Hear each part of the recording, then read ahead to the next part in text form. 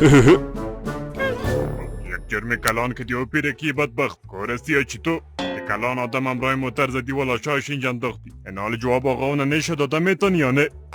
نه امیر صاحب هیچ گپی نیست من خوب هستم تنها فقط کمی دکه داد. شو باشو قرچه ما کجا از تو پرسان کردیم که جورستی یا نجور اینجا قانون است قانون. آمر صاحب اون خودش هم میگه که خوب هستم تو چرا شل هستی که اوگار شده؟ او پیرکی اگه جور باشه یا نجور فرق نمیکنه اصلا جیب ما درد میکنه میفهمی یا نه؟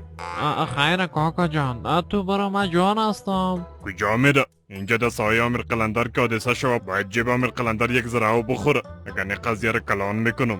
امیر خوب است که یک چند روپره باعث تحفه به من بتون که گپم اینجا برتان دفن کنم اگر نه روزگارتان خراب میکنم. مرم امیر قلندر میگن میفهمین یا نه؟ هی از دست شما مردم است که وطن در بدر است تو بگو چند بتون که لای مکنی. ها ما از پدرمو تو پیسه خور هستیم ناق نیست که در جای میریم میگن آن آجی صاحب آمد میفهمی یا نه؟ با پول مردم چال و نیرنگ نزنید و از خود قلندر جور نکنید.